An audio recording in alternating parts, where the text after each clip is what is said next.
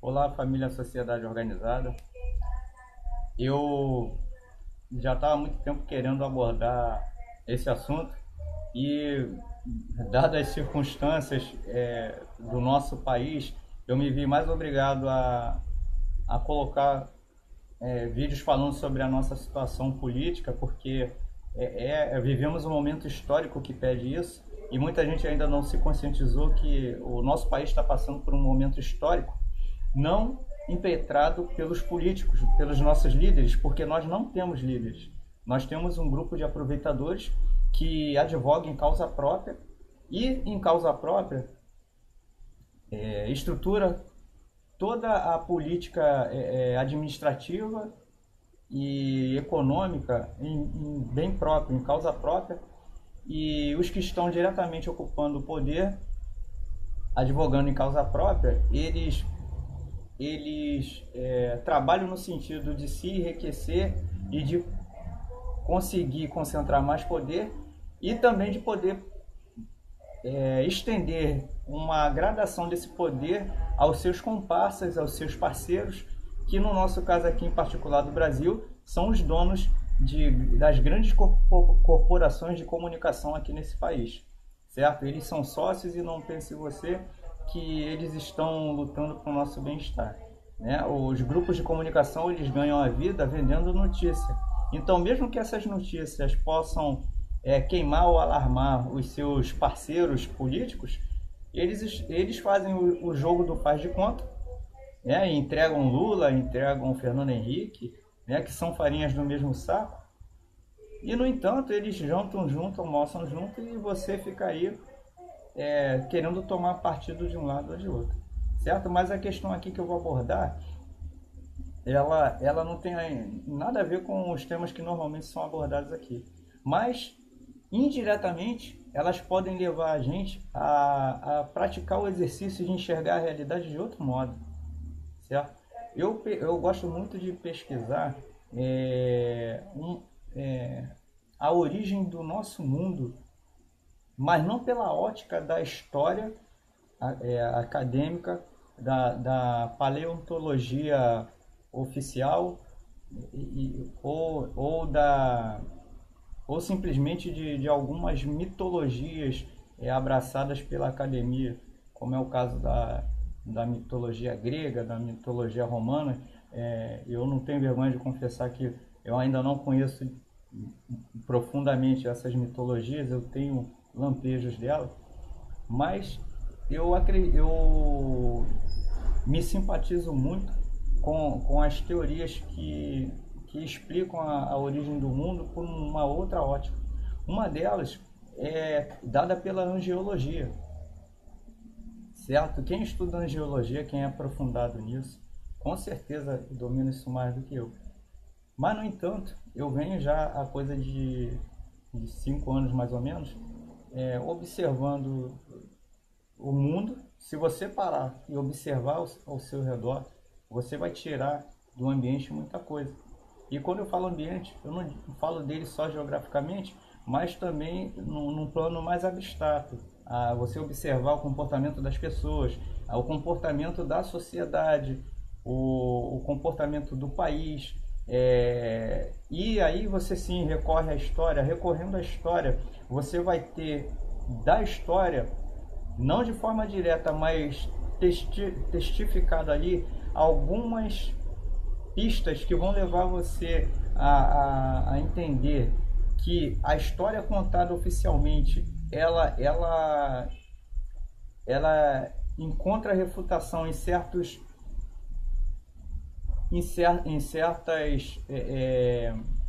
como é que se pode dizer, encontra sua própria refutação em certas evidências históricas, certo? Então, através dos olhos da angiologia, até onde eu fui o prezado momento, a gente pode explicar a origem do nosso mundo através do que a própria Bíblia conta da rebelião de Lúcifer. Então, se você olhar por essa ótica da angiologia, tá tudo muito bem explicadinho. Porque o que a grosso modo certo? Eu falo isso porque eu não sou especialista, estou, de repente, algum dia me torne. Mas até onde eu li, nesses últimos 5 anos, interessado pelo assunto, e nessa angiologia que eu estou estudando, tem outras fontes de informação que coincidem muito com a angiologia. Um exemplo é a teoria dos alienígenas do passado. Né? Aonde se você procurar o canal do History, você vai ver ali os principais nomes que são os teóricos dos alienígenas do passado. E onde você vê alienígena, se você encaixar anjo, fica tudo perfeito. Porque os anjos, se você observar, eles são criação de Deus, isso na nossa ótica cristã ocidental. Mas se você for observar, e se você ler a Bíblia com olhos científicos, você vai ver ali que Deus, reunindo seus anjos, ele não está no planeta Terra, ele está no plano celestial. Ora, bora, se você olhar para o céu, você, com a bagagem do século XXI, de informações que você já tem, que é resultado de séculos de pesquisas, de teorias que entraram em choque, você vai ver que o plano celestial, ele é uma coisa muito ampla. Ele não se resume à redoma que é o nosso planeta, certo?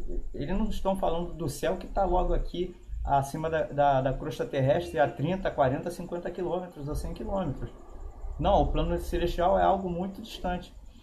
No filme do Thor, ali ficou uma espécie de easter egg a respeito dessa teoria. Porque Thor vive num mundo que extrapola a nossa visão a nossa concepção de mundo. Ele vive muito distante daqui, num ponto do universo, e de repente esse universo não é um universo físico, pode ser um plano paralelo espiritual, certo? Já que ele vem de uma linhagem de deuses, e aquela concepção ali de mundo, ela pode ser encontrada em literaturas como a kardecista. E aí você pode fazer, como eu faço, um casamento de informações que originalmente não tem nada a ver uma com a outra, mas quando você compara, você vê que há coincidências. No kardecismo é explicada a origem do mundo. Também, eu não vou dizer tanto assim a grosso modo, porque eu fiz durante 10 anos eu fiquei no kardecismo. Então, o que se chama de kardecismo, quem pratica a religião chama de espiritismo, certo? E não confundir com as religiões de matriz africana, não tem nada a ver. Então, o espiritismo, que é conhecido como kardecismo, ele diz que o nosso mundo como ele é visto, ele se originou principalmente depois que o nosso planeta ele foi visitado, né? Ele foi colonizado por uma população evoluidíssima em termos tecnológicos, culturais, militares e técnicos e científicos, quer dizer, esse planeta foi colonizado gradativamente ao passar de milhares de anos por uma população que veio de uma constelação chamada Capela. E assim que esses habitantes chegaram aqui, encontraram originalmente já nesse planeta uma população humana. Só que essa população era muito primitiva. Então, de acordo com essa teoria, todo o conhecimento que hoje nós temos foi passado inicialmente pelos capelinos. E eles teriam vindo para cá, segundo, aí já entra um pouco da religião, e o kardecismo mistura ciência e religião. Então, eles teriam vindo para cá porque eles foram expulsos do seu planeta por estarem moralmente corrompidos. E no planeta deles, a questão de ética era evoluída também, ou seja, além de serem evoluídos tecnologicamente, cientificamente falando e também politicamente falando, eles também desenvolveram a parte moral e religiosa. E esse teria sido o motivo deles terem sido expulsos aqui para a Terra, Porque a Terra foi escolhida pela população de Capela como um planeta prisão. E aqui os capelinos cumpriram a prisão por terem se rebelado às leis, contra as leis de Capela. Ora, se você for pegar o que diz a mitologia cristã judaico-ocidental, a mitologia cristã judaico-ocidental prega que, num dado momento, Deus reuniu os seus anjos para informar da sua recente criação, que foi o ser humano, certo? E ele passou para os anjos instruções para que esses anjos servissem ao ser humano, certo? Não como escravos ou servos, mas porque no céu existe a concepção de que aquele que se presta a um papel humilde é exaltado nos céus, certo? E o papel humilde é você servir ao próximo, que na prática, materialmente falando, é inferior a você, certo? Se você tem essa prática, você vai ser visto como mínimo aqui no plano material. Olha o que eu estou falando, plano material é o planeta Terra, mas lá nos céus, que é o plano não material, imaterial ou espiritual, você vai ser exaltado. E por quem? Pelo próprio Criador, por Deus, porque isso agrada a Deus. Então, de acordo com essa concepção, Deus reuniu os anjos e passou instruções a eles para que a sua criação, o ser humano, que foi criado segundo a nossa mitologia judaico-cristã ocidental prega, nós fomos criados à imagem e semelhança de Deus. Ou seja, internamente nós temos uma alma dada por Ele, que tem inteligência como Ele tem, só que no nível gigantesco, infinitamente superior ao nosso. Mas a base de raciocínio é a mesma que Deus tão bondosamente deu para a gente, certo? Ele nos deu inteligência além do simples fato de manifestar a vida, certo? Algo que é difícil de explicar.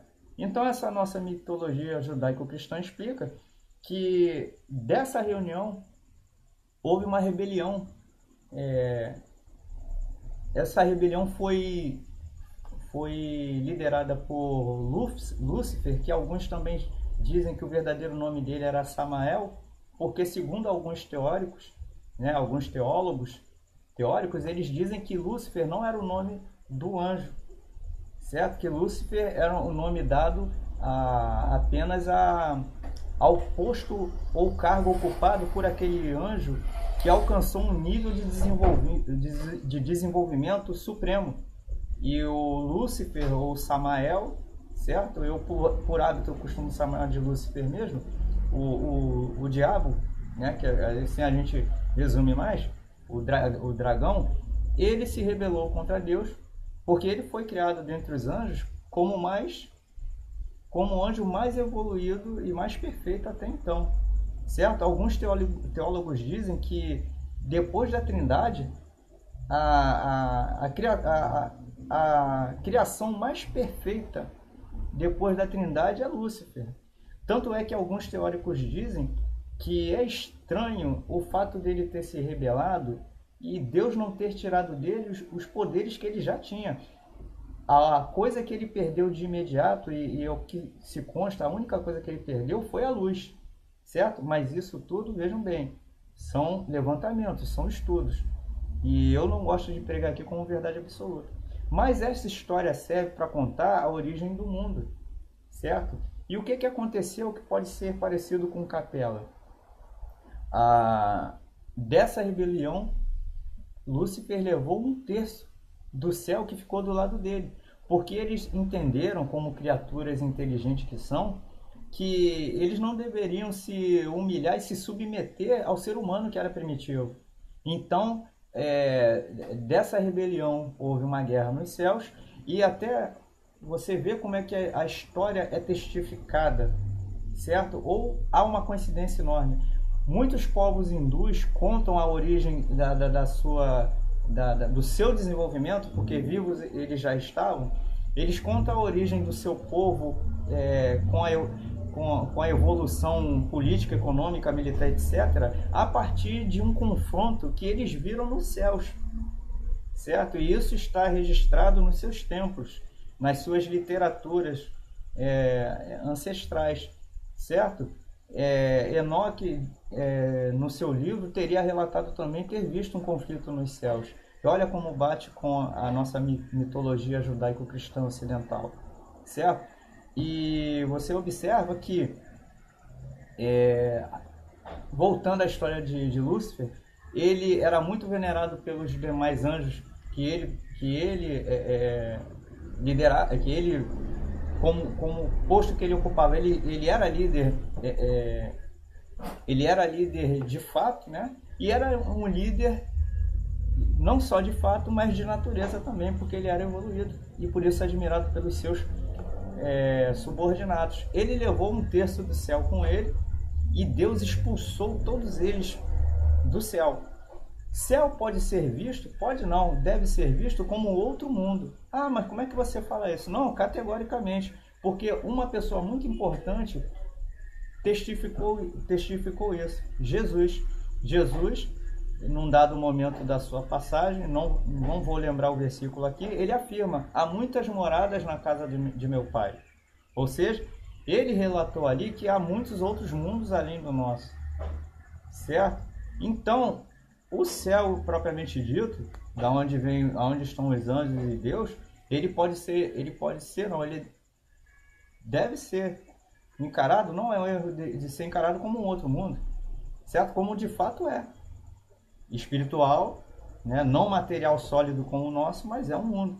Então, Deus expulsou esses anjos para cá, e o que intriga muitos teóricos é que Deus não tirou de Samael, ou Lúcifer, ou o diabo, ou o dragão, Deus não tirou dele os poderes que ele tem, mas tirou o maior deles, que é a luz. Porque o cargo posto Lúcifer, segundo os teóricos que defendem o nome Lúcifer como um cargo, ele seria o cargo daquele anjo que carrega a luz. E a luz, ela é a coisa mais pura e santa nos céus, certo? Então, dessa expulsão, os anjos caíram aqui na terra. Olha aí como é que a terra foi encarada como prisão. E nessa passagem dos anjos serem expulsos e serem enviados para a terra, a vinda deles, a expulsão deles para o nosso planeta, para o planeta Terra, foi um castigo. Porque nada pior para um espírito o fato dele estar aprisionado num plano sólido material, um plano bruto, que limita as suas faculdades. Né? Aí a gente entra em outra questão, que é a questão quântica, de física quântica, que eu não vou explicar aqui, porque até para mim é complicado explicar.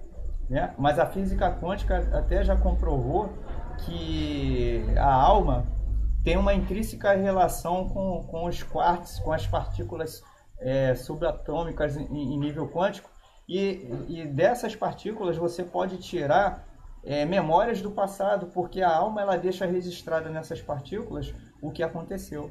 É uma teoria física, certo? Não cabe refutar ou acreditar como verdade absoluta, porque é uma teoria. A teoria serve como uma orientação para você buscar, dentro da sua pesquisa, mais informações, e aí você vai se aproximar cada vez mais de uma realidade, certo? Se eu não me engano, Émile Durkheim, ele falava que da realidade a gente só obtém o que nela a gente infere ou interfere.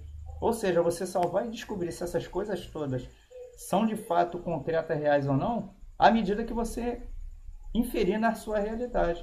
E para isso, você tem que desmanchar, destruir, desconsiderar tudo que você aprendeu e acredita como real, certo? É por isso que, à medida que eu comecei a estudar, eu fui identificando a nossa vida, o nosso sistema, como uma Matrix. Né? E o filme Matrix, quando passou, ele só me ajudou a me desmembrar dessa realidade, e minha cabeça hoje em dia vive em paralelo com essa realidade. Eu não nego ela porque estou mergulhado nela, essa realidade montada, mas eu também não admito mais ela pelo determinismo, que é o maior mal da ciência. Eu, quando estava na faculdade de física, eu entrei determinista, e eu encontrei lá professores, eram minoria, dentro da física tem essa briga. Tem os deterministas clássicos e tem aqueles que não seguem o determinismo, que estão muito mais próximos do universo quântico quanto do universo primitivo de de Newton, certo? Então, o determinismo é uma coisa que causa muita discussão. Então, não sendo determinista, mas admitindo que possibilidades, a história da queda dos anjos, pela visão judaico-cristã, ela entra em muita coincidência com a história relatada pelo kardecismo através dos capelinos, que foram expulsos de Capela porque moralmente estavam corrompidos, e o mundo de Capela valorizava questões éticas do mais alto nível, certo? Coisa que esse grupo que foi expulso para cá não valorizava, e eles valorizavam a perdição, a corrupção moral, apesar de serem evoluídos intelectualmente, tecnologicamente, e até apesar da corrupção moral, eles tinham conhecimento de bons princípios éticos, só que eles transgrediam isso, certo? E teriam esses capelinos passado esse conhecimento para a população que aqui eles encontraram, e o ser humano que não dominava nenhuma das artes que conhece, aprendeu com os capelinos a arte das armas, a arte da estética, a arte da política. Isso tudo foi passado pelos capelinos. E para os teólogos que são mais avançados em pesquisa, eles dizem que no caso dos anjos, na angelologia, os anjos que caíram aqui passaram conhecimento proibido. E que conhecimento era esse? O conhecimento do ocultismo, o conhecimento dentro do ocultismo das artes esotéricas, o conhecimento da astronomia, da matemática, da arte da guerra, da arte da política, o conhecimento da estética, da medicina. Isso tudo era um conhecimento que originalmente Deus não queria que o homem dominasse, certo? E nós somos o resultado, pela visão judaico-cristã, de todo esse arsenal de conhecimento que os anjos caídos passaram para nós. E algumas religiões são ditas como originalmente vindas dos anjos que caíram. Eu particularmente desconfio muito que a maçonaria teve a sua origem já no Antigo Egito. E há um estudo aqui na internet de um teólogo, acredito eu que ele é um pastor batista, muito avançado nesse sentido, porque ele não fica alicerçado na religião, na crença religiosa. Ele é muito científico no seu relato, e ele mostra evidências de que a maçonaria, ou melhor, os Illuminatis, né, eles teriam, na realidade, sido criados no Antigo Egito,